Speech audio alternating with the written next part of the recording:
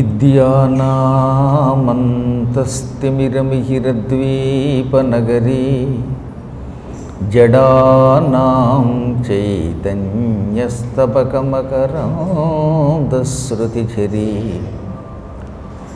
దరిద్రాణాం చింతామణిగుణనికా జన్మజలధౌ నిమగ్నానాం దంష్ట్రామురరిపువరాహస్య భవతి శుక్లాంబరధరం విష్ణుం శశివర్ణం చతుర్భుజం ప్రసన్నవదనం ధ్యాయేత్ సర్వవిఘ్నోపశాంతయే. వందే గురుపదద్వంద్వమవాంగ్మానసగోచరం రక్తశుక్లప్రభామిశ్రమతర్క్యం త్రైపురం మహః. నారాయణం నమస్కృత్య నరం చైవ నరోత్తమం దేవీం సరస్వతీం వ్యాసం తతో జయముదీరయేత్. సచ్చిదానందరూపాయ విశ్వోత్పత్యాదిహేతవే తాపత్రయ వినాశాయ శ్రీకృష్ణాయ వయం నుమః.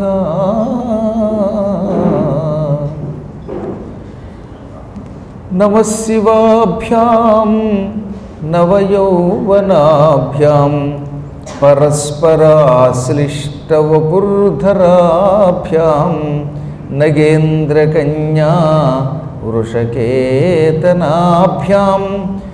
నమో నమః శంకర పార్వతీభ్యాం.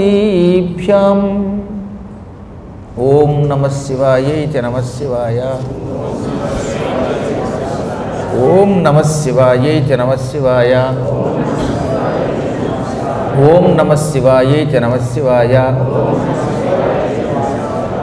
దేవుడి పెళ్ళికి అందరూ పెద్దలే కనుక శివపార్వతులిద్దరూ విడిదిలోకి ప్రవేశించగానే ఇటు అరుంధతి వంటి పతివ్రతలు, ఋషిపత్నులు, దేవతా స్త్రీలు, దేవతలు అందరూ వెంచేశారు. ఈ స్త్రీలంతా శివపార్వతుల చుట్టూ చేరారు. సమయం వచ్చింది కనుక వారంతా ఎవరికి తోచిన కోరికలు వాళ్ళు వెలిబుచ్చడం మొదలుపెట్టారు. దాంతోపాటు కొంత చమత్కారాలు ఆడారు. శివుడిని పెళ్లి చేసుకుని ఎంత అదృష్టవంతురాలు అయ్యో పార్వతి, మేము మా ఇంట్లో చీకటి పడితే దీపం వెలిగించుకోవాలంటే అగ్ని తెచ్చుకోవాలి, ప్రమిద తెచ్చుకోవాలి, ప్రమిదిలో నెయ్యి పొయ్యాలి, ఒత్తులు వెయ్యాలి. తీరా ఇంత కష్టపడి దీపారాధన చేసినా గట్టిగా గాలేస్తే ఆ గాలికి దీపం కొండెక్కుతుంది. అదే నీకు ఆ బాధ లేదు. మీ ఆయన కుడికన్ను సూర్యుడు కనుక పగటిపూట సూర్యుడు ప్రకాశిస్తాడు. చీకటి పడిన తర్వాత ఆయన ఎడమ కన్ను తెరుస్తాడు ప్రేమగా, దాంతో వెన్నెలు వస్తుంది. మధ్యలో ఎప్పుడైనా ఈ రెండూ కాకుండా ఉంటే మూడవ కన్ను ఎలాగో ఉండనే ఉంది, దాంతో దీపం వెలిగించుకోవచ్చు. వంట చేసుకోవడానికి నిప్పు వెతుక్కోక్కర్లేదు, గిగిపెట్లు కొనుక్కోక్కర్లా. చక్కగా పొయ్యిలో కట్లు పెట్టి మీ ఆయన అలా చూస్తే మూడవ కన్నుతో భగ్గున మండుతుంది. అది కొంచెం ఎక్కువగా చూస్తే కట్టెలే కాదు అన్నం కూడా మండుతుంది. అది ఒక ఆవిడ. ఇంకొక ఆవిడ అంది, అసలు వాళ్ళు కావాలంటే ఆహారానికి వెతుక్కోవాలా, ఆకలి వేస్తే తినడానికి అన్నీ ఆయన దగ్గర సిద్ధంగా ఉన్నాయి. ఆయనకి మాంసం తినాలని కోరికుంటే ఏ భర్త కన్నప్పో తెచ్చే పంది మాంసం తినక్కర్లా, చేతిలో లేడి ఉంది. ఆయన ఎప్పుడు సారంగపాణి కదా, మరి సారంగం అంటే లేడి. శివుడి యొక్క చేతుల్లో ఒక చేతిలో జంకు ఉంటుంది. ఈసారి ఎప్పుడైనా ఉత్సవమూర్తుల విగ్రహాల్లో చూడండి, ఓ చేతిలో జంక, మరో చేతిలో గొడ్డలు ఉంది. గొడ్డలతో దీన్ని పుట్టుక్కును వేసుకోవచ్చు. ఇంకా వండుకోవడానికి నీళ్లు కావాలంటే నెత్తి మీద గంగ ఉంది, వండుకోవడానికి నిప్పు ఉంది, అన్నీ రెడీగా ఉన్నాయి. ఆయనే తినాలనుకుంటే అన్నీ ఆయన చేతిలో ఉంటాయి. అందుక ఆవిడ, ఓ స్వరిముఖమా, ఆయన చేతిలో పెట్టుకునేది తినడం కోసం కాదు, జింకని పెట్టుకోవడానికి ఒక కారణం ఉందిలే. ఆ జింక ఎప్పుడో తపస్సు చేసి ఉంటుంది, దాని మీద వ్యామోహంతో చేతిలో పట్టుకున్నాడు. అలా చేతిలో ప్రేమతో పట్టుకున్న జింకని ఆయన చంపుకు తింటాడా, వండుకు తింటాడా అన్నది ఒక ఆవిడ.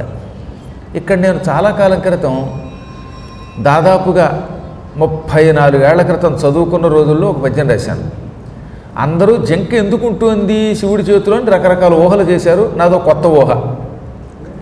ఈశ్వరుడు చేతిలో లేడిని ఎందుకు పట్టుకున్నాడు అంటే ధనగర్వాంధులమో ములం గనదు. కొందరికి డబ్బు వస్తే అహంకారం వస్తుంది, అహంకారంతో కళ్ళు విండు కనిపించవు, గుడ్డివాళ్ళు అయిపోతారు. గర్వాంధులు, గర్వం చేత గుడ్డివాళ్ళు అయిపోతారు.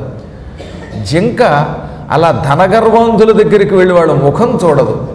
స్తోత్రముల్ పఠిం పంగబోదు, డబ్బిస్తావా డబ్బిస్తావా అని వాళ్ళ మీద స్తోత్రాలు చదవదు. ఇప్పుడు అధికారంలో ఎవడుంటే వాడి స్తోత్రం చేయటం ఓ లక్షణం కదా మనకి. అలాంటి స్తోత్రాలు చెయ్యదు. అనయంబుల్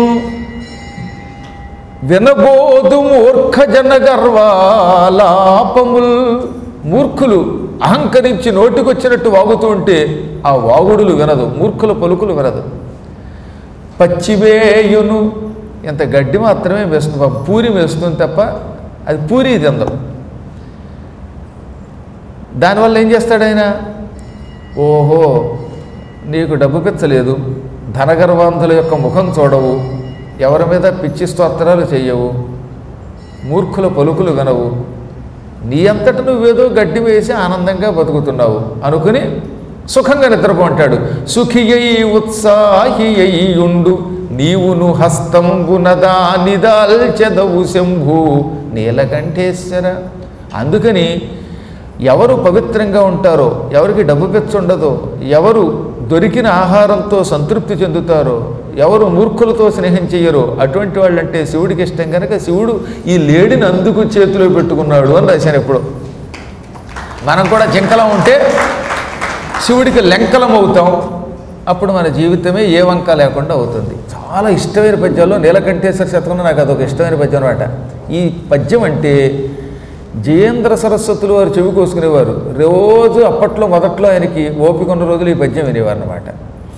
ధనగర్వాంధులమో ములంగనదు స్తోత్రముల్ పఠింపంగబోదు అనయంబున్ వినబోదు మూర్ఖజన గర్వాలాపముల్ పచ్చిమేయును సారంగము నిద్రవో సుఖియై ఉత్సాహియుండు నీవును హస్తంబునదానిదాల్చెదవు శంభు నీలకంఠేశ్వర. ఈ విధంగా ఎవరికి తోచినట్టు వాళ్ళు వ్యాఖ్య చేస్తూ ఉండగా అప్పుడు అరుంధతి వచ్చింది. ఎంతసేపు అమ్మాయి దగ్గరికి వెళ్ళి చెబుతారు, చెప్పవలసింది భర్త గారికి, ఆయనకి చెప్పాలి అని శివుడి దగ్గరికి వచ్చి, ఈశ్వర సమస్తం విడిచిపెట్టి రేపటి నుంచి నీ ఇంటిలో నీతో కాపురానికి వస్తున్నది, పుట్టింటిని మరిచిపోవాలి ఈవిడ, సంపదలను విడిచిపెట్టాలి ఈవిడ, తాను ఎంతో కాలంగా పెరిగిన ఇష్టమైన స్థలాన్ని విడిచిపెట్టాలి రేపటి నుంచి, నువ్వు ఎక్కడికి రమ్మంటే అక్కడికి రావాలి, అంత ప్రేమతో సర్వం విడిచి నీ ఇంటికి వస్తున్న ఈమెను నువ్వు చాలా గౌరవంగా చూడాలి సుమా. అసలు వీళ్ళమ్మ నిన్ను అల్లుడిగా అంగీకరించలేదు, ఈ పార్వతిని నీకు ఇచ్చి పెళ్లి చేయటానికి ఇష్టపడలేదు, కానీ వివిధం బోధయిత్వే మాం స్వరతిం కర్తుమర్హసి, నేనే పరిపరి విధాలుగా బోధించి నచ్చ చెప్పి ఈవిడ్ని నీ చేతిలో పెట్టించాను, నా మాట నీవు చెల్లించాలి సుమా. నా మాట మీద నమ్మకంతో మేనాదేవి ఈ పార్వతిని నీకు ఇచ్చింది, ఈ శైలజని కళ్ళల్లో ఒత్తులు వేసుకుని చూసుకో, జాగ్రత్తగా చూసుకో, ఎప్పుడు అవమానించకు, కోపం వస్తే మంచం నుంచి పట్టుకుని తోసి కింద గెంటేయకు, ఈమె ఏదైనా అడిగితే కుదిరినంత వరకు ఇచ్చి ప్రేమించు, ఒకవేళ ఆ వస్తువు ఇవ్వడం కుదరకపోతే ప్రేమగా నచ్చ చెప్పు, ద్వేషించకు, అన్నీ విడిచిపెట్టి మన ఇంటికి వచ్చే భార్యను ఎలా చూడాలో అలా చూడు. ఈశ్వరుడు జగత్తుకి ఆదర్శప్రాయుడు అవ్వాలి. నిన్ను చూచి రేపటి నుంచి పురుషులంతా ఆడవాళ్ళని మహిళా దినోత్సవం అని సంవత్సరానికి ఒకరోజు పూజించడం కాకుండా నిత్యం పూజించాలి. ఇప్పుడు అహల్య వచ్చింది, నువ్వు చీటికి వాటికి ముసలి వేషంలో మమ్మల్ని మోసగిస్తున్నావు, మీ ఆవిడ్ని మోసగిస్తున్నావు, భయంకరాకారం ధరిస్తూ ఉంటావు, ఏం చేస్తావో తెలియదు. వృద్ధావస్థాం పరిత్యజ్య హ్యతీవ తరుణో భవ. నీవు ముసలితనాన్ని విడిచిపెట్టి ఎప్పుడు పద్మాకర్ గారు చూసావా అలా మంచి నవయువకుల్లో ఉండు, గిరదాల చుట్టుతో మురిసిపోయేలా చేయి నీ భార్యని, ఎప్పుడు ముసలితనం చూపించకు, ఈ అమ్మాయిని జాగ్రత్తగా చూసుకుంది అహల్య. ఏది పతివ్రతంతా శివుడికి నచ్చ చెబుతున్నారు. అప్పుడు మనకేమనిపిస్తుంది, నిజంగా శివుడు ఆవిడ ప్రేమగా చూడ్డా ఏమిటిరా బాబు అనిపిస్తుందా? కాదట, ఈశ్వరుడి వంక పెట్టి లోకానికి ఒక గొప్ప సత్యం తెలియజేస్తున్నారు వాళ్ళు. లేకపోతే వాళ్ళేమిటి, వాళ్ళ బతుకేమిటి, శివుడు ఎక్కడ, వాళ్ళు ఎంత పతివ్రతలు అవ్వచ్చు, ఎంతో గొప్పవాళ్ళు అవ్వచ్చు. జగదీశ్వరుడికి, సర్వవ్యాపకుడికి, అసలు రూపమే లేని వాడికి, ఎప్పుడూ అమ్మవారిని విడిచిపెట్టని వాడికి హితబోధ చేయటం అంటే అది హితబోధ కాదు, లోకశ్రేయస్సు కోసం భవిష్యత్తులో వాళ్ళకి ఒక గొప్ప విషయం చెప్పడానికి అలా చెబుతున్నారు. ఇప్పుడేమో ఇలా చెబుతారు శివుడికి, కాసేపు నాకు అమ్మవారికి చెబుతారండో, వాళ్ళ పక్షపాతం లేదు. నువ్వు వీడిని ఎలా చూసుకొని చెప్పారో అమ్మవారికి అలాగే చెప్పారు. ముందు వీరికి చెప్పారన్నమాట, నువ్వు ఎప్పుడు వృద్ధ రూపం లేకుండా, విసుగు లేకుండా ఆవిడ్ని కాపాడు. ఎంతలో తులసి వచ్చింది, ప్రభు నీవు పూర్వం ఈ సతిని పరిత్యజించావు, మన్మధుణ్ణి దహించావు, కానీ ఆమె మీద ప్రేమ విడిచిపెట్టలేక వశిష్ఠుడు మొదలైనటువంటి వాళ్ళని రాయబారానికి పంపావు. ఎన్ని ప్రయత్నాలు చేసావో ఈ పార్వతిని భార్య కావాలని, ఆ ప్రయత్నాలు మర్చిపోకు. యావత్ జీవితం ఆవిడ్ని గంగని నెత్తి మీద పెట్టుకోవడం కాకుండా ఈవిడ్ని ఇంకా నెత్తి మీద పెట్టుకుతూడు, శరీరంలో సగం భాగం ఇచ్చి కాపాడు అన్నది తులసి. స్వాహాదేవి లేచింది. స్త్రీ మాట వినని కుటుంబం ఎప్పుడూ బాగుపడదు. ఆవిడన్నమాట నేనట్లా, స్థిరోభవ మహాదేవ స్త్రీనాం వచ్చేసి సాంప్రతం. ఇక్కడ స్త్రీ అంటే భార్య అని అర్థం, రోడ్డు మీద పోయేవాళ్ళని కాదు. నీ భార్య మాట ఎప్పుడూ జవదాటదు. వ్యవహారం ఇటువంటి వాటిల్లో కుటుంబం జాగ్రత్తగా నడపడంలో దక్షత కలిగిన వాళ్ళు భార్యలే. కాబట్టి నీ భార్య పరమదక్షురాలు, ఆమె మాట జవదాటి జీవితం పాడు చేసుకోకు అని స్వాహాదేవి అన్నది. రోహిణి వచ్చింది. మా ఆయన సంగతి నేను చూస్తూనే ఉంటాను. 27 భార్యల్లో నన్ను ప్రేమగా చూసి తక్కిన వాళ్ళని కొంచెం పక్షపాతంతో దూరం పెడతాడు. దానివల్ల స్త్రీలు ఎంత బాధపడతారో నాకు తెలుసు. నువ్వు మాత్రం ఈ పార్వతినే బాగా ప్రేమగా చూడు. భార్యలు ఎంతమంది ఉన్నా అందరినీ సమానముగా నిష్పక్షపాతంగా చూసేవాడు ధన్యజీవి. నీ అదృష్టం, నువ్వు పరమేశ్వరుడివి. నెత్తి మీద ఉన్న గంగ కేవలం పోషకురాలుగా నెత్తి మీద పెట్టుకున్నావు తప్ప ఆవిడతో నీకే సంబంధం లేదు. కానీ ఈమె నీ భార్య, ఈమెను చాలా జాగ్రత్తగా ప్రేమగా చూడాలి సమాంది. ఇప్పుడు వసుంధర భూదేవి పలికింది, జానాసి భావం భావజ్ఞ, నీవు ఎవరి మనస్సులో ఏముందో తెలుసుకోగలిగే సత్తా ఉన్నవాడివి. శివుడంటే ఇతరుల యొక్క మనోభావాలు గ్రహించేవాడు. ఈ మధ్య నీ మనోభావం అనే పదం తెగవాడే కంపు చేశారండి. అందరికీ మనోభావాలు దెబ్బతిండమే. అసలు మనస్సు అంటే ఏమిటో, భావం ఏమిటో తెలియదు. ఎవడికి వాడే మనోభావం. బహుశా వాడి ఉద్దేశం మనోభావం అంటే అవధం చేసాం అనుకుంటున్నారో ఏమిటో తెలియదు. కానీ మనస్సులలో ఎప్పుడు ఏ విధమైన ఆలోచనలు పుడతాయో గ్రహించే శక్తి ఉన్న పరమేశ్వరుడు వినుగు. ఈ సుందరాంగి యొక్క మనోభావం గ్రహించి ఆమెను జాగ్రత్తగా చూసుకో. అన్నిటికీ మించి పుట్టింటి వారు ఆవిడికి డబ్బు ఇస్తారు. ఆ డబ్బు పుచ్చుకుని నీ దగ్గరికి వస్తుంది. అత్తవారి సొమ్ముని వ్యర్థం చేయకు. ఏదో పార్వతి కోసం హిమవంతుడు మేనాదేవి రేపు నగలిస్తే ఈ నగలు తాకట్టు పెట్టకు, జాగ్రత్త. ఎంత బాగా చెప్పారంటే నాకు ఆశ్చర్యం ఏంటంటే, నచస్వం స్వామినం శంభో, ఆవిడ డబ్బుని జాగ్రత్తగా కాపాడు, ఆవిడ నీ డబ్బు జాగ్రత్తగా కాపాడుతుంది. అంటే దీన్ని బట్టి భార్య యొక్క సొమ్ముని వ్యర్థం చేయకూడదని మనం కూడా గ్రహించాలి. భార్యామణి వాళ్ళ పుట్టింటి దగ్గర నుంచి డబ్బు తెచ్చుకుంటే ఆ గొలుసుని తీసుకెళ్ళి పులుసు చేయకూడదు. మనం ఆవిడేదో మన మీద ప్రేమ చూపిస్తోంది అని అలుసు చేయకూడదు. వారి పుట్టింటి సొమ్ముని వారికి ధర్మంగా అప్పచెప్పడం మన ధర్మం. ఈమె నీ ధర్మమును, నీ ధనమును కాపాడుతుంది. ప్రత్యేక స్వం అన్నారు. స్వం అంటే ధనం అన్నమాట. నీ సంపదని అభివృద్ధి చేస్తుంది ఈవిడ. అంతరార్థం ఏమిటి? ఈవిడ నీలో ఉన్న యోగ శక్తిని, ఈశ్వర శక్తిని అభివృద్ధి చేస్తుందని రెండో అర్థం. నువ్వు ఈశ్వరుడివి. ఈశ్వర శక్తి నిలబడాలంటే ఈశ్వరి పక్కన ఉండాలి. ఇప్పుడు శతరూప స్వయంభూమను భార్య అన్నది. భోగం దివ్యం వినాభుక్త్వా నహితుప్యే క్షుధాతుర. ఎప్పుడూ కూడా ఆకలిగా ఉన్నవాడు బాగా రుచిగా ఉన్న పదార్థం తింటేనే ఆకలి తీరుతుంది. అలాగే స్త్రీకి మనస్సులో భర్త ప్రేమ అనే ఒక ఆకలి ఉంటుంది. ఆవిడకి ఎన్ని సంపదలున్నా, ఎంత డబ్బున్నా, లేకపోతే మరి ఎన్ని విశేషాలున్నా మనస్సులో ప్రధానమైన కోరిక ఏమిటి? నా భర్త నన్ను ప్రేమగా చూడవలెను. ఈ కోరిక ప్రతి స్త్రీకి ఉంటుంది. కాబట్టి నువ్వేం చేస్తావు? ఈమె నీ భార్య కనుక ఈమె మనస్సులో కోరికలు తెలుసుకుని ఆమె మనస్సుకు సంతృప్తి కలిగించు. ఆకలి కొన్నవాడికి అన్నం పెట్టడం ఎటువంటిదో, ప్రేమతో తన దగ్గరకు వచ్చిన భార్య యొక్క మనస్సు గ్రహించి ఆవిడ కోరిక తీర్చడం కూడా అటువంటిదే. కాబట్టి ఆవిడ ప్రేమగా చూసావా, ఆవిడకి మృష్టాన్నం పెట్టినట్టే.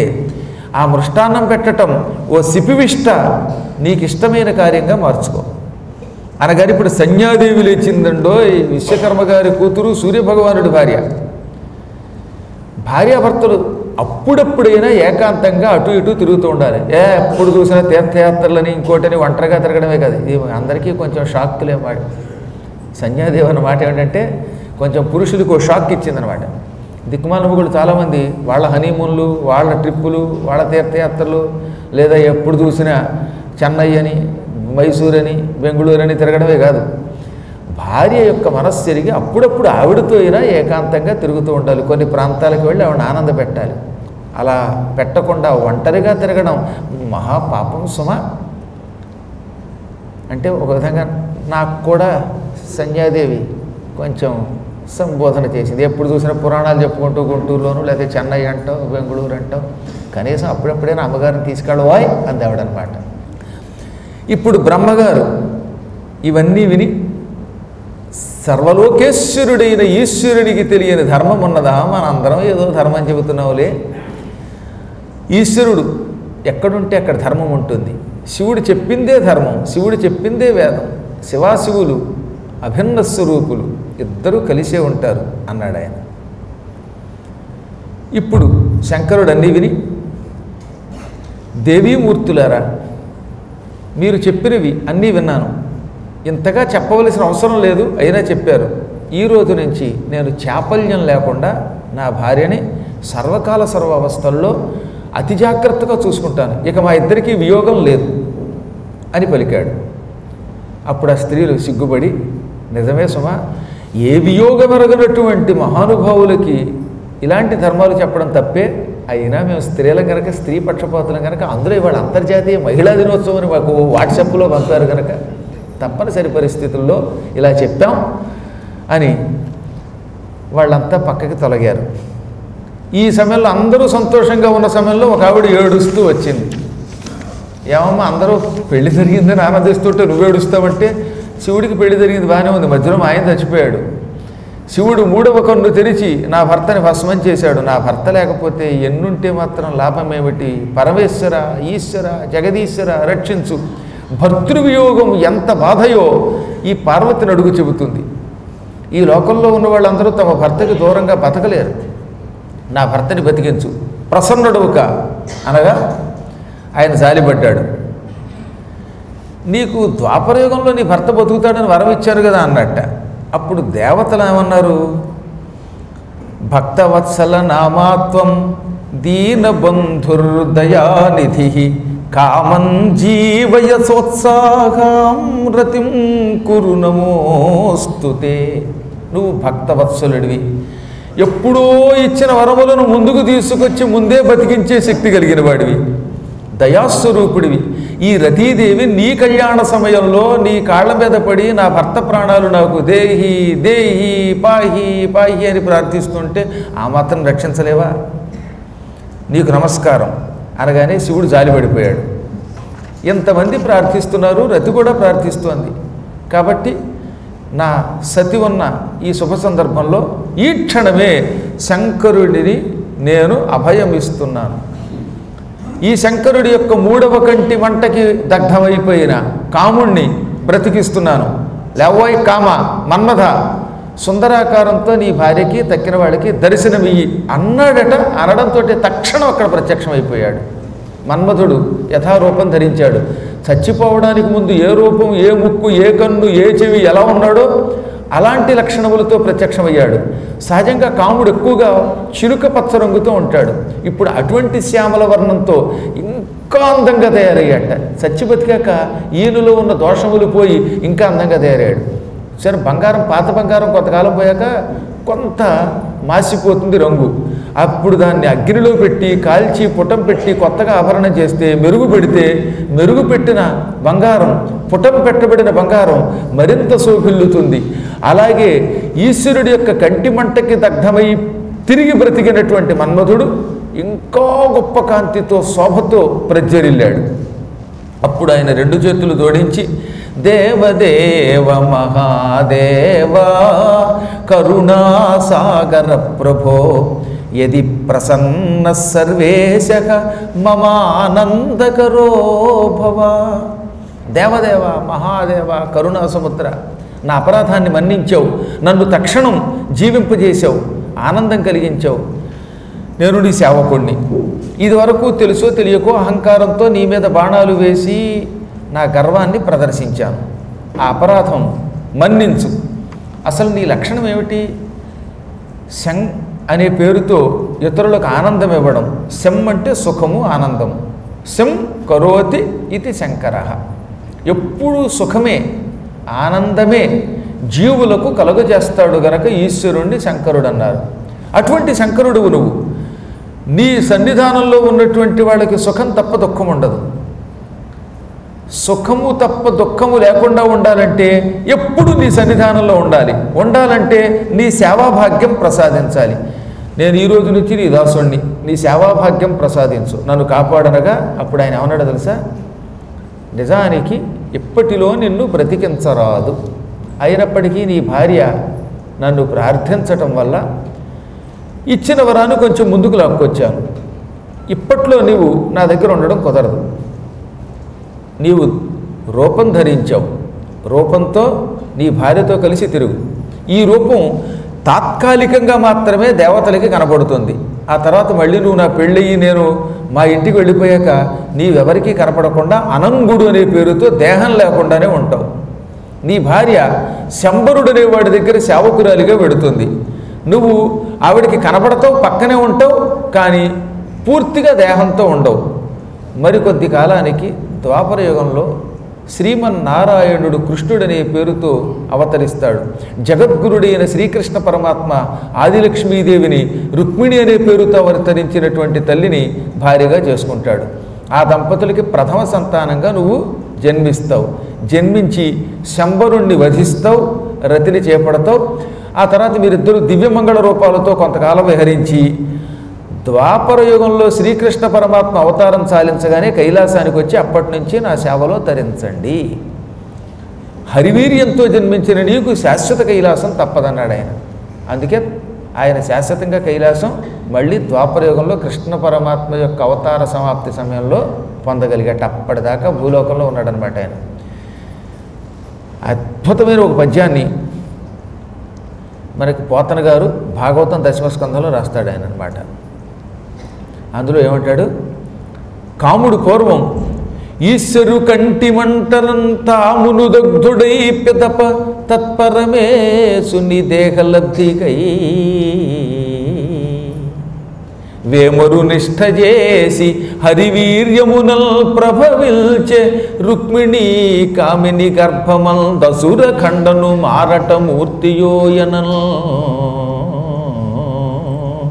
తామరసాక్షు వంశమున దర్పకుడీశ్వరు కంటి మంటలం తామును దగ్ధుడై పెదప తత్పరమేశుని దేహలబ్ధికై వేమరు నిష్ఠ చేసి హరివీర్యమునన్ ప్రభవిల్చే రుక్మిణీ కామిని గర్భమల్ దసుర ఖండను మారట మూర్తియోయనం.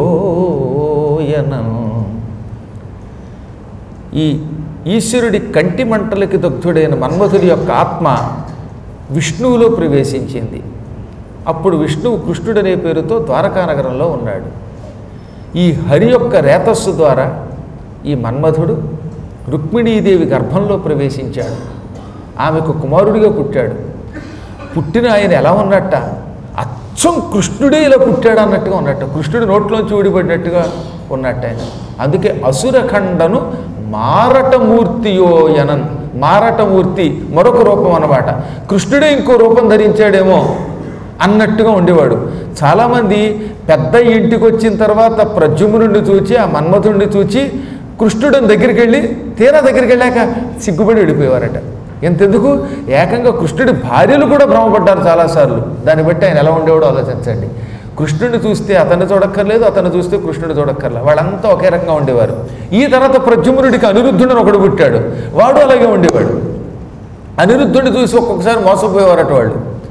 అంటే తాతగారు, తండ్రి గారు, ఆ మనవడు ముగ్గురు ఒకే రకంగా ఉన్నారంటే యావత్ జీవితం వాళ్ళు ఎప్పుడు 3 బదులు 30 ఏళ్ళు నిండని యవ్వనంతో ఉండడం మూల కారణం అనమాట. అలా ఉంటే ఏమవుతుందన్నమాట, అందరూ అలాగే ఉంటారు.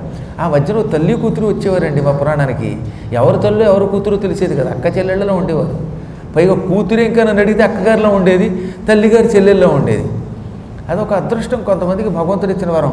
అలాగే ద్రౌపది గురించి కూడా భారతంలో వర్ణిస్తాడు. ద్రౌపది శరీరం విడిచిపెట్టేదాకా ఎప్పుడు చూసినా ఓ 25 కుమారిలా ఉండేదట.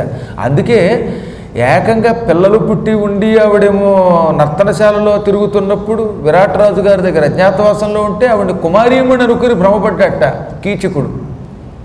అలా భ్రమపడి వెంటపడటం తప్పే. ఎప్పుడు స్త్రీయే. ఆవిడ ఒక పతివ్రత, గౌరవించడం పోయిందనుకోండి. కాబట్టి ఒక్కొక్కళ్ళు ఎప్పుడూ నిత్య సౌందర్యంతో యవ్వనంతో ఉంటారు. అలా ఉన్నంత మాత్రం చేత పురుషులు భ్రమపడి వెంటపడితే మాత్రం దానికి తగినటువంటి శిక్ష ఎప్పుడో ఒకప్పుడు అనుభవిస్తారు అని కీచకుడి యొక్క చరిత్ర చెబుతున్నది.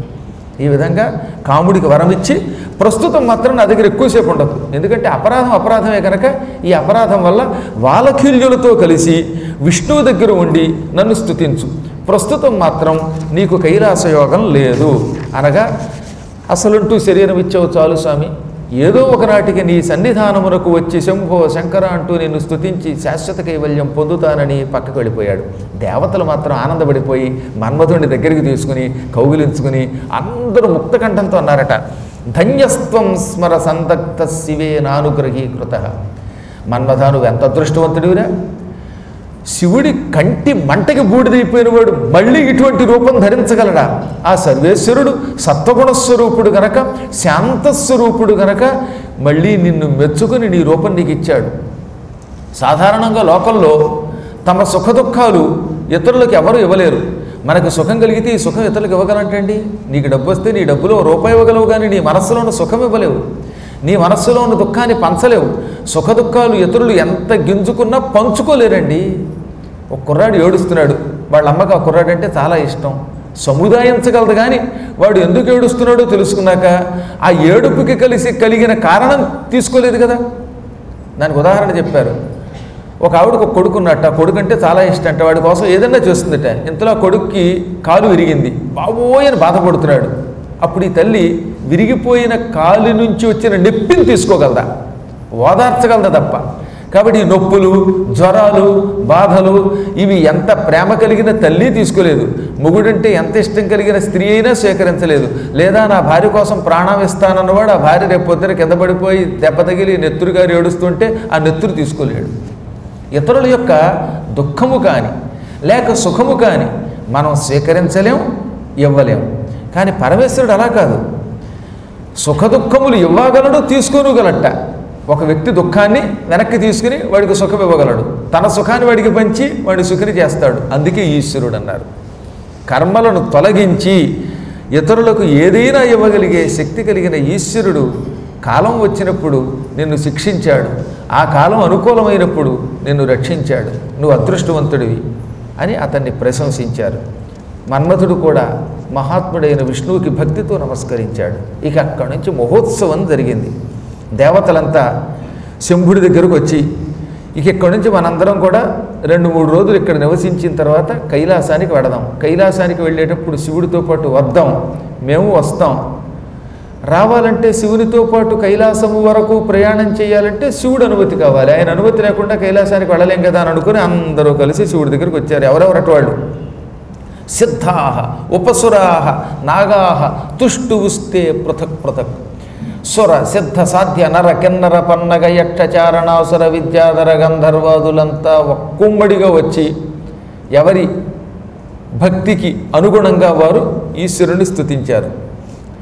జయ శంభో అఖిలాధార, జయ నామ మహేశ్వర, జయ రుద్ర మహాదేవ, జయ విశ్వంభర ప్రభో, జయ కాళీపతే స్వామిన్, జయానంద ప్రవర్ధక,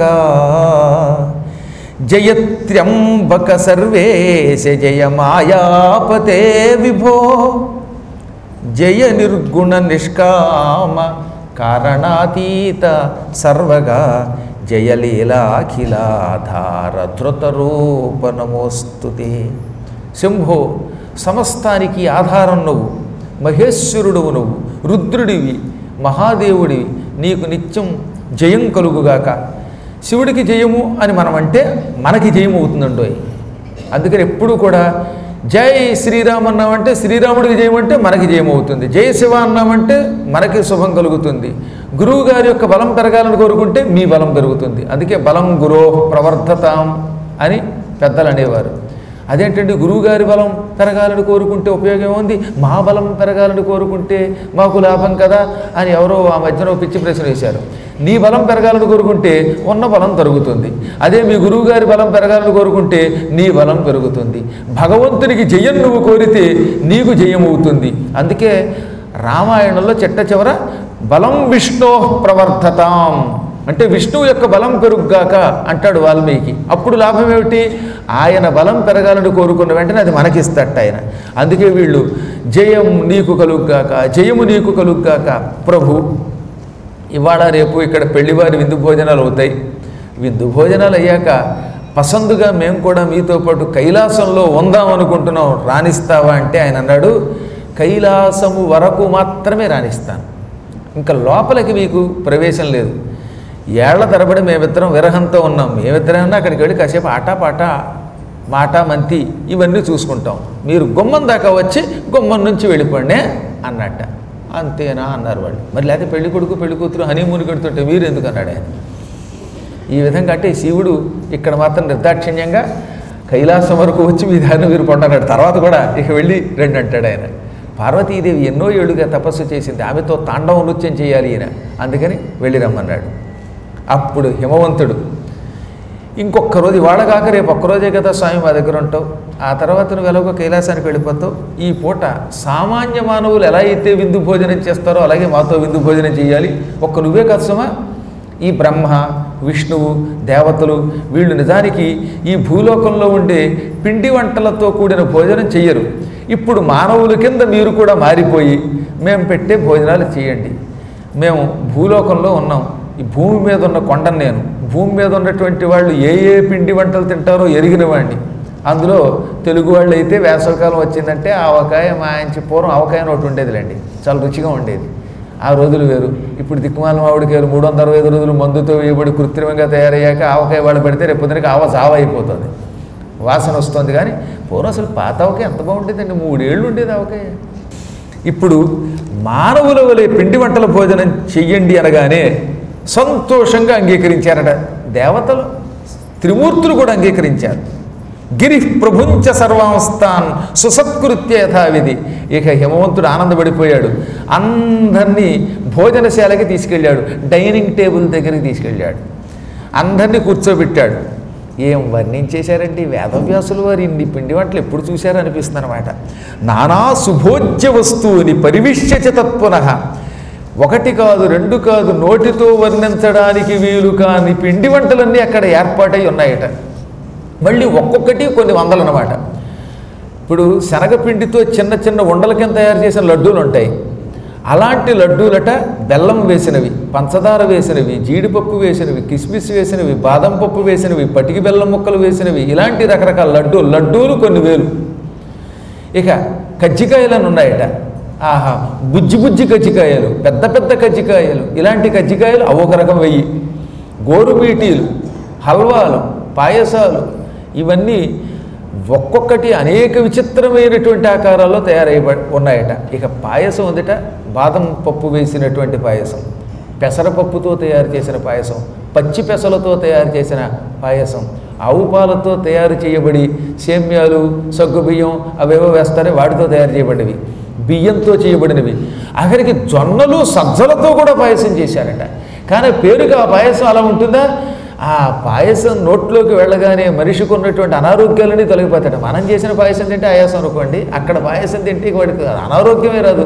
మన వాళ్ళు ఇక్కడ దానిమ్మ తినమంటే బాధ, రసం తాగమంటే బాధ, గట్టిగా అది తినమంటే బాధ, ఇది తినమంటే బాధ, కొందరు కాకరకాయ పడదు, కొందరు కేకరకాయ పడదు. కానీ అక్కడ మాత్రం హిమవంతుడు తయారు చేయించిన పదార్థములు ఉన్నాయట. ఏ పదార్థం ముట్టుకున్నా అదే రుచిగా ఉంది.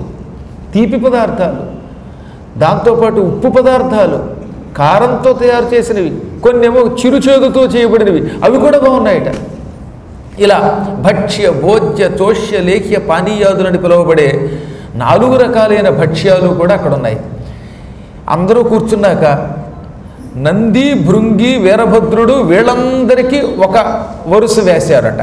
నంది భృంగి వీరభద్రగణా పృథక్ అన్నారు. అంటే అందరినీ ఒకే చోట కూర్చోబెట్టట్లా. శివుడి యొక్క పరివారంలో నంది భృంగి వీరభద్రుడు ఆయన గణాలు వాళ్ళందరూ ఒక లైన్లో కూర్చున్నారు.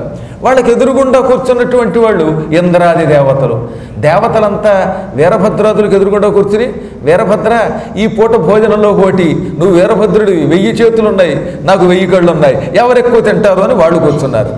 ఇప్పుడు వాళ్ళకి పక్కన ఉన్నటువంటి వరుసల్లో త్రిమూర్తుల యొక్క అనుయాయులు కూర్చున్నారు.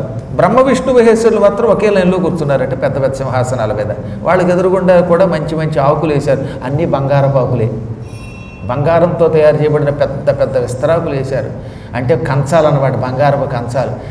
హిమవంతుడికి లోటేముంది, శివుడు అంతటి వాడు, ఆయనకి అల్లుడయ్యాక కంచాలు కొంచాలు మంచాలు అన్నీ బంగారం. అవన్నీ ఇప్పుడు ప్రస్తుతం హిమాలయ పర్వతం తన కొండల్లో అడుగును దాచేట. అవి తవ్వితే దొరుకుతాయట. ఎక్కడున్నాయో తెలియదు, తెలిస్తే మీరు అవి తవ్వి తెచ్చేసుకుంటారని నేనే చెప్పకుండా అట్టే పెట్టేశాను.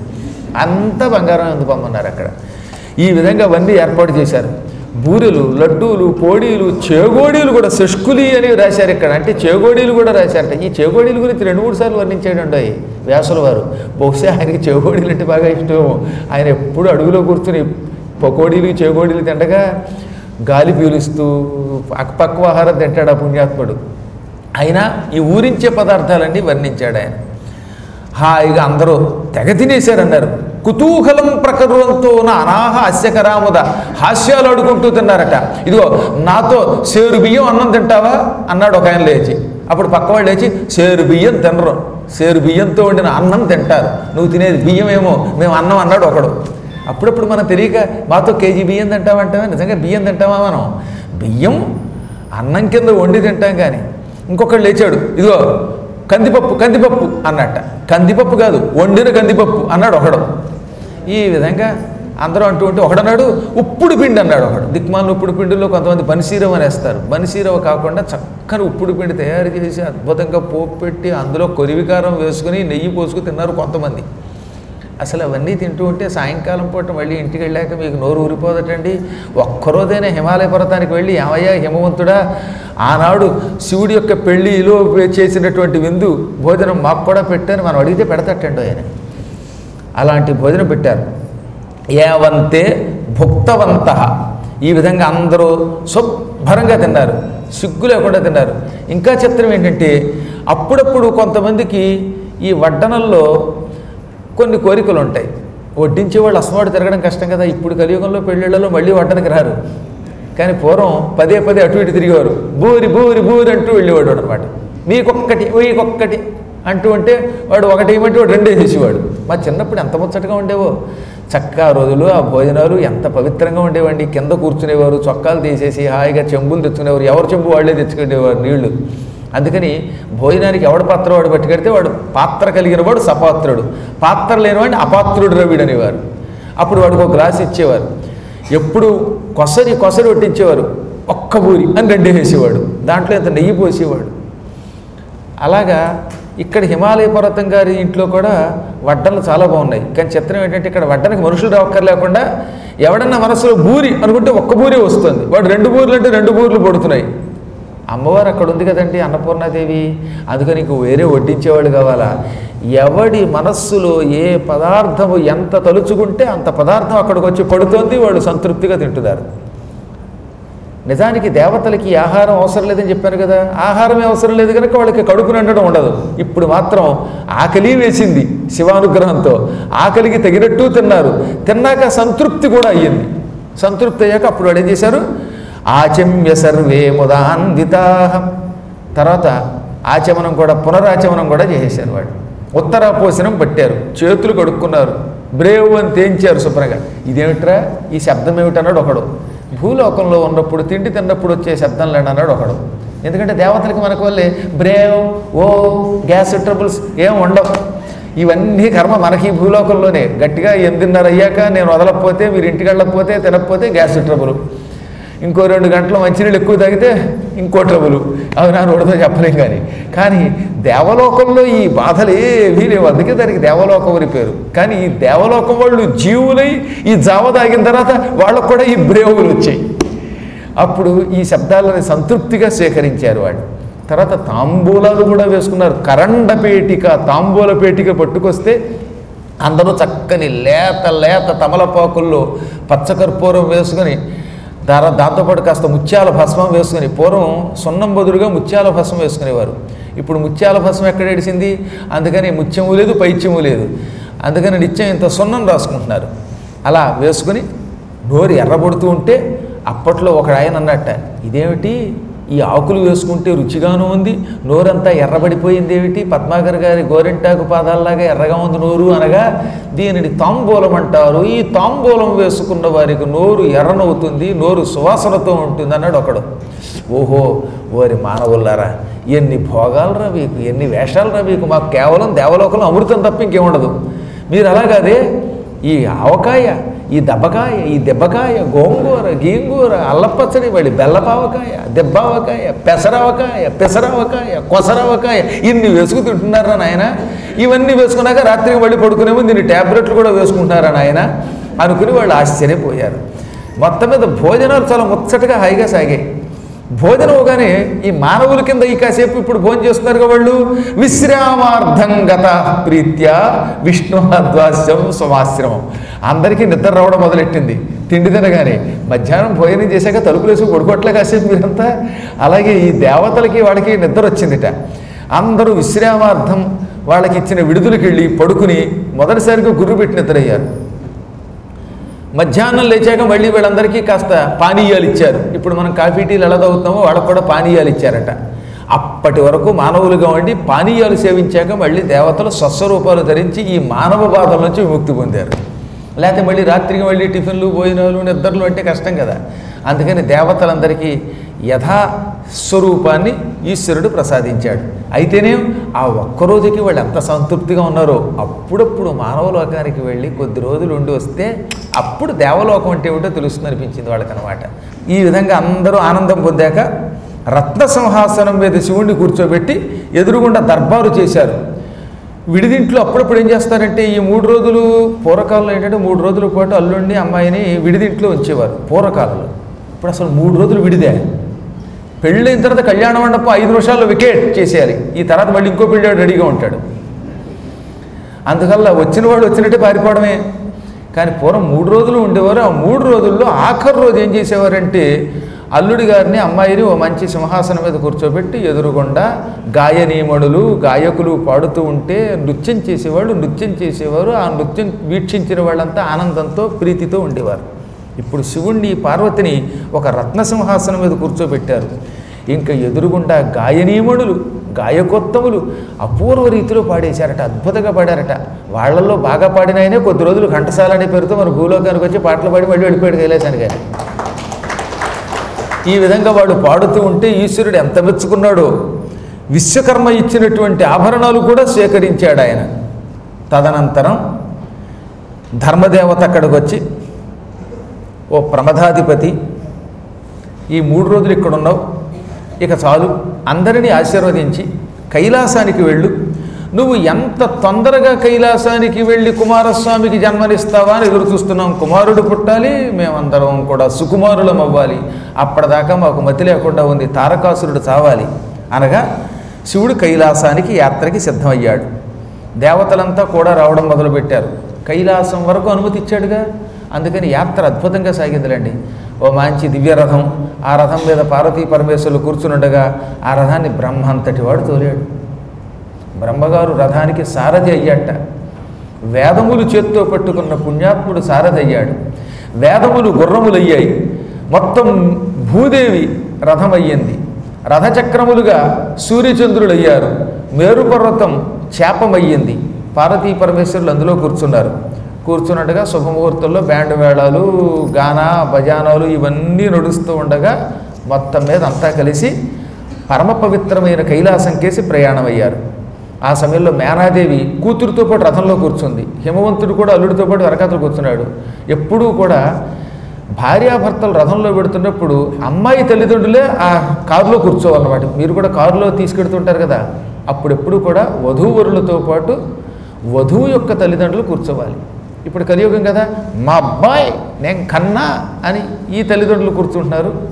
అంత విచిత్రం అండి. ఇప్పుడు చెప్పడం గురించి అనవసరం. కానీ మేనా మొదలైన వాడు కూర్చున్నాక మేనాదేవి శివుణ్ణి దగ్గరికి తీసుకుని, నాయన నీ గురించి ఎందరో ఎన్నో చెప్పారు, నాకు కొంతవరకు తెలుసు. కృపానిధే కృపాం కృత్వా శివాం సంపాలయిష్యసి సహస్రదోషం పార్వత్యాః ఆసుతోషః క్షమిష్యసి. ఆడపిల్లని కలన తల్లిదండ్రులకు ఉండే బాధ ఏమిటో మాకు బాగా తెలుసు. మాకు లేక లేక ఒక్క కూతురు పుట్టింది. ఈ కూతుర్ని కళ్ళల్లో ఒత్తులు వేసుకుని ప్రాణంలా పెంచుకున్నాం. అటువంటి ఈ బంగారు తల్లిని నీ చేతిలో పెడుతున్నాం. నీవు దయానిధివి, జాగ్రత్తగా చూసుకుని. అయినా ఈ పార్వతి చాలా తొందరగా సంతోషిస్తుంది. నీకు కూడా ఆసుతోషుడు అంటే వెంటనే సంతోషించేవాడని పేరు.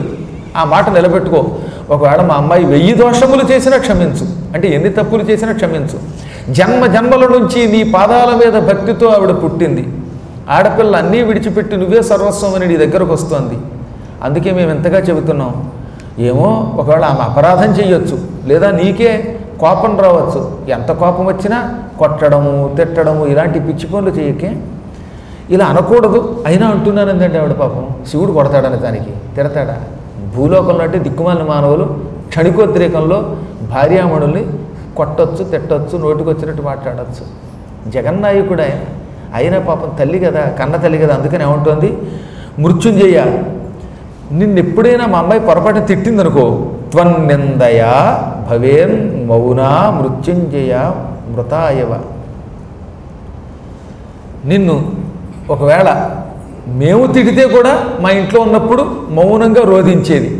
ఇప్పుడు ఆవిడే తొందరపడి నిన్ను తిట్టిందనుకో, నువ్వు కూడా మౌనంగా ఉండు. ఏయ్ పెళ్ళామా నన్ను తిడతావా అని కళ్ళెం వేసి బాధి ఆమెను క్షమించు. ఇంకా రేపటి నుంచి నువ్వు తప్ప ఆవిడకి ఎవరు దిక్కుంటారు? ఇలా పలికి ఒక్కసారి బిగ్గరగా ఏడ్చేసింది. ఎంత జగన్మాత అయినా అవతల కూతురే కదా. కుమార్తెని అత్తారింటికి పంపుతున్నప్పుడు ఆ దిక్కుమాల అత్తారింట్లో ఎలా ఉంటుందో అనే వ్యంగ ఎప్పుడూ తల్లిదండ్రులకు ఉంటుంది అని నిరూపించి దుఃఖించిందిట. స్పృహ తప్పిపోయింది. శివుడు శిరస్సునున్న జటాజూటంలో ఉన్న గంగని ఆవిడ మీద చిలికి ఆవిడికి సేద తీర్చాడు. అప్పుడు సప్తఋషులు, హిమవాన్ పార్వతీదేవి యాత్రకు వెళ్ళడానికంటే తన అత్తారింటికి వెళ్ళడానికి అన్ని ఏర్పాట్లు అయ్యాయి. రథం సిద్ధమయ్యింది. రథంలో కూర్చుని తీరా రథం కదిలేటప్పుడు నీ భార్య శోకిస్తోంది. ఇది ధర్మమే అనుకో. అన్నీ విడిచిపెట్టి ఏ సంసార బాధ్యతలు లేని మాలాంటి ఋషులం కూడా అప్పుడప్పుడు ఆడపిల్లల్ని పెంచి ఎవరికో ఇచ్చి పెళ్లి చేసేటప్పుడు దుఃఖిస్తూ ఉంటాం. కణ్వ మహర్షి శకుంతలకి పెళ్లి చేసేటప్పుడు ఎంత ఏడ్చాడు. పెంపుడు కూతురికే ఆయనకి ఎంత దుఃఖం వస్తే కన్న కూతుర్ని అత్తారింటికి పంపేటప్పుడు ఎంత దుఃఖం వస్తుందో తెలుసు. అయినప్పటికీ నీ కుమార్తెని పంపక తప్పదు కనుక ఇక రథాన్ని వేగముగా తోలమని బ్రహ్మకు చెప్పు అనగానే, హా పుత్రి అని ఇప్పుడు ఈయన స్పృహ కోల్పోయాట. కూతురంటే వెర్రి ప్రేమ ఆయనకి. అందువల్ల ఆయన మళ్ళీ స్పృహ కోల్పోయాడు. ఎంత విచిత్రం అండి. ఇక్కడ ఒక గొప్ప అద్భుతమైనటువంటి మాట అన్నాడు. ఎవరు? వ్యాసుడు. ఆయన పర్వతం, బండరాళ్ల సముదాయం. అంటే గుండెకాయ కూడా బండరాయిగా, బండరాతి గుండె కలిగిన వాడు కూడా గుండె కరిగి నీరై స్పృహ కోల్పోతే ఈ భూలోకంలో ఉన్న తల్లిదండ్రుల యొక్క పరిస్థితి ఏమిటన్నాడు. ఒక్క పావుగంట ఆయన స్పృహలోకి రాలేకపోయాడు పాపం. కొంతసేపటికి అతి కష్టం మీద కన్నీళ్లు తుడుచుకొని తనను తాను ఉపశమింపచేసుకొని ఆ తర్వాత ఏమీ మేనకలాగా ఏం మారు మాత్రం మాట్లాడకుండా అల్లుడు జాగ్రత్తగా అనకుండా తన కన్నీళ్లు తానే తుడుచుకొని కూతుర్ని ప్రేమగా నిమిరి ఆ చెయ్యి శివుడి చేతిలో పెట్టాడు. నాయన నువ్వు విశ్వనాథుడివి, సమస్త లోకేశ్వరుడివి. ఈ రోజు నుంచి ఈ పుత్రి బడి బాధ్యత నీది. ఈ ఒక్క ముక్కే అన్నాడు, ఇక అంతకుమించి ఏమనలేదు. ఇంతలో ద్విజపత్నులు వచ్చారు, ఋషుల యొక్క భార్యలు. ఇంత పూర్వం శివుడికి నీ భార్యను ఎలా చూసుకొని చెప్పారుగా, ఇప్పుడు పతివ్రతా ధర్మాలు చెప్పారు. పార్వతి, పతివ్రతా ధర్మాలు నీకు మేము ప్రత్యేకంగా చెప్పక్కర్లేదు, ఎందుకంటే అసలు పతివ్రత అంటే నువ్వే. సంజ్ఞ, సుమతి, శ్రద్ధ, మేన, స్వాహ, అరుంధతి, అహల్య ఇటువంటి పుణ్యాత్ములందరినీ నీ వెరుగుదివి. ఈ అత్రి మహర్షి భార్య అనసూయాదేవిని చూడు, ఇలాంటి వాళ్ళు ఎంతోమంది ఉన్నారు. వీళ్ళంతా నీకు ఆదర్శం. ఒక్కొక్కప్పుడు భర్తలకి కష్టాలు వస్తాయి, ధనం ఉండకపోవచ్చు, రోగాలు వస్తాయి. అప్పుడు భార్య డబ్బు పోయిందనో లేకపోతే ఉద్యోగం పోయిందనో రోగం వచ్చిందనో భర్తను అసహ్యించుకోకూడదు. నీవు నీ భర్తను ఎప్పుడూ సర్వకాల సర్వావస్థల్లో అనుసరించడం నీ ధర్మం. ఈశ్వరుడు వీటికి అతీతుడు అయినా మేము చెప్పాలి కాబట్టి చెబుతున్నాం. పాతివ్రత్య ధర్మం మీద నిష్ఠ కలిగినటువంటి స్త్రీ ప్రశంసలు పొందుతుంది, జగన్మాత అవుతుంది. ఒక్కొక్కప్పుడు భర్తగారు గట్టిగా ఒక అరుపరిచి దా ఇలా రా పని చెయ్యంటే అంత అరుస్తున్నారు అని ఎప్పుడు కినుక వహించరాదు. చేతులు కట్టుకుని ఎప్పుడు పిలిస్తే అప్పుడు పని చేయడానికి సిద్ధంగా ఉన్నవాడిని భార్య అంటారు. భరించేవాడు భర్త, ఆయన చేత భరింపబడేది భార్య. సాధ్యమైనంత వరకు పనికి వాళ్ళ కబుర్లు ఎవరితో పడితే వాళ్ళతో చెప్పకు. నరజక్య నబంధక్య తథా శ్రమణయా నచ దుర్భగయా క్వాపి సఖిత్వం కారయేత్ క్వచిత్. ఎప్పుడు మన ఇంటి దగ్గరకు వచ్చి పని చేయడానికి వచ్చే పని మనుషులతో సరదా కబుర్లు చెబుతూ కాలక్షేపం చేయకూడదు. వాళ్ళతో కాలక్షేపం చేస్తే వాళ్ళు ఈ ఇంటి కబుర్లు అక్కడ, ఆ కబుర్లు ఇక్కడ చెబుతారు. అందుకని రజకితో, బంధకితో, సన్యాసినితో, భాగ్యహీనురాలితో స్త్రీలు ఎక్కువ మాట్లాడకూడదు. అందులో ముఖ్యంగా సన్యాసినితో తిరగకూడదట. ఈ మధ్యన సన్యాసులతో తిరుగుతా చాలా డేంజర్ అని చెప్పారు. సన్యాసులకి దండం పెట్టాలి, గౌరవించి దూరం నుంచి వదిలేయాలి. సన్యాసులతో తిరగద్దని ఎందుకు చెప్పారంటే వాళ్ళు సన్యాసులు, వాళ్ళకి సంసారంతో సంబంధం లేదు. అందుకని నీవు రాగానే నీవు కూడా నాలా అవ్వ అంటుందిట. అందుకని వీళ్ళు సంసారం వదిలి సన్యాసులు అవుతారు. అందువల్ల సాధ్యమైనంత వరకు శ్రమణతో తిరగకూడదు. అలాగని తిరస్కరించమంటలేదు సుమా, భక్తితో గౌరవించు, పూజించు. కేవలం ఒక దండం పెట్టి వెళ్ళిపో, వాళ్ళతో మాత్రం ఎక్కువ తిరగకూడదు. అలాగే భాగ్యహీనురాలు అనే దానికి చాలా అర్థాలు ఉన్నాయి. ఆ భాగ్యం లేని అభాగ్యురాలితో, దౌర్భాగ్యురాలతో ఎక్కువ తిరిగితే ఆ దౌర్భాగ్యం నీకు అంటకట్టడానికి నీ సౌభాగ్యం చూసి ఈర్ష్యపోయి లేనిపోనివి చెబుతుంది. కొంతమంది ఉంటారు పెళ్ళైన దగ్గర నుంచి ఊడుతూ రోజు కలహం పడతారు. అటువంటి వాళ్ళతో మాట్లాడితే నీకు కూడా తెలియకుండానే పిచ్చి లక్షణాలు వస్తాయి. ఈ మధ్యకాలంలో చూస్తున్నాం కదండి, కొంపలు కూల్చేవాళ్ళు చాలామంది తయారయ్యారు. దానికి ఒక వాదం అని పేరెట్టారు. వాళ్ళ ఇళ్లలో వాళ్ళు బాగానే ఉంటారు, ఈ కాపురాలు కూలుస్తూ ఉంటారన్నమాట. రామచంద్ర ప్రభు ఇది కలియుగం అండి బాబు. అందుకే నేను ఈ మధ్య నీలకంఠేశ్వర శతకంలో ఒక పద్యం రాశాను. ఈ మధ్యకాలంలో సాహిత్యములు లేవు, వాదనల ఘోషలు కాని. సాహిత్యం పోయింది, వాదన, ఆ వాదనం ఈ వాదన ఏంటో పిచ్చి వాదన అన్నమాట. ఇంకా వాదనల గురించి ఎత్తడం కూడా అనవసరం అనమాట. సాహిత్యములు లేవు, వాదనల ఘోషల్ గాని, చిత్తమ్మునందోహల్ పుట్టవు, వ్యర్థవాదనలచే యుద్ధంబులే గాని. ఈ కలియుగంలో సాహిత్యం లేదు, వాదనల ఘోష.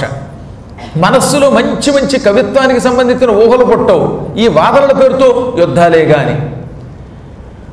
పూర్వ పుణ్యఫలాలు ఉంటాయి కదా, ఆహాహ పూర్వ ఫలము చక్కగను అందింపంగనుద్యోగముల్ మాహాత్మ్యంబని చాటుకొంద్రు పరమాత్మ నీలకంఠేశ్వర.